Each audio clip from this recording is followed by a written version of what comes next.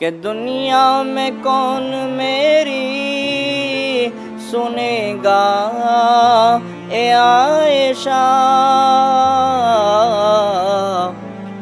सब कुछ ही जाके सोचा रब को सुनाऊं मैं, सब कुछ ही जाके सोचा रब को सुनाऊं मैं।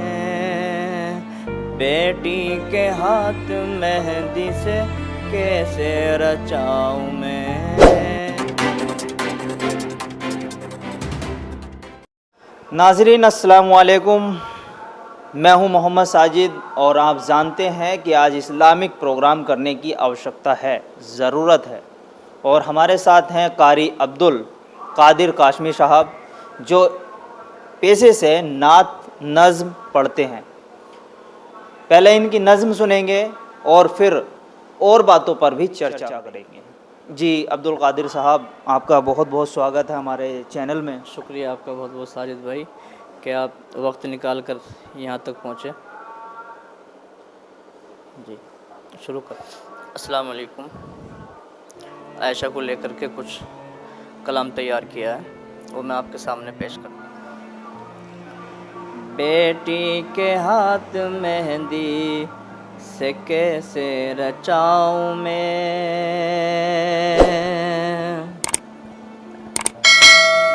बेटी के हाथ मेहंदी से कैसे रचाऊं मैं। कि बेटी के हाथ मेहंदी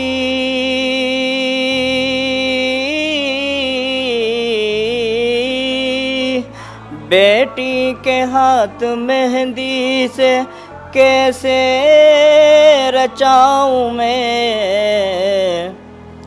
अब आयशा की दास्तां कैसे सुनाऊं मैं, अब आयशा की दास्तां कैसे सुनाऊं मैं। बेटी के हाथ मेहंदी से कैसे रचाऊं मैं। रो कर ये बोली आयशा कैसे जहेज दे, रो कर ये बोली आयशा कैसे जहेज दे। रो कर ये बोली आयशा,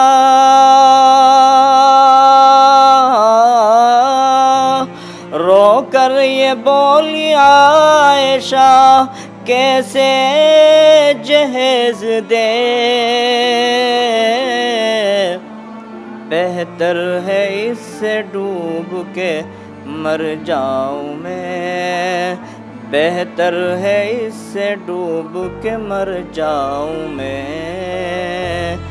बेटी के हाथ मेहंदी से कैसे रचाऊं मैं। कि दुनिया में कौन मेरी सुनेगा ए आयशा, दुनिया में कौन मेरी सुनेगा ए आयशा। कि दुनिया में कौन मेरी,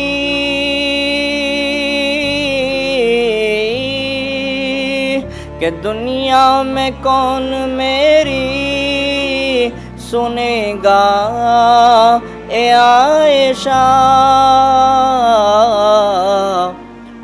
सब कुछ ही जाके सोचा रब को सुनाऊं मैं, सब कुछ ही जाके सोचा रब को सुनाऊं मैं।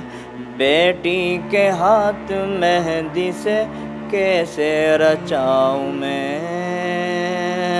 अब आयशा की दास्तां कैसे सुनाऊं मैं। अस्सलाम वालेकुम। तो नाज़रीन, आपने ये नज़म सुनी और आपको इस नज़म के बाद आपके दिल में एक आहत सी पैदा हो गई होगी कि एक बेटी जिसका दर्द जहेज़ और दहेज जैसी बेकार चीज़ पर हर इंसान बोलता नज़र आता है, लेकिन आपको कोई भी व्यक्ति एक ऐसा नहीं मिलेगा जो हिमायती हो इस बात का कि जहेज़ लेना चाहिए। लेकिन हकीकत जब आप ग्राउंड रिपोर्ट पर जाते हैं तो हर घर से आवाज़ आती है कि घर से लेकर के आई। आज एक महिला की दुश्मन बन गई। होना तो ये चाहिए था कि बेटियों की शादी में माँओं को खुश होना था, वही माँ अब गम लेकर बैठी हुई है।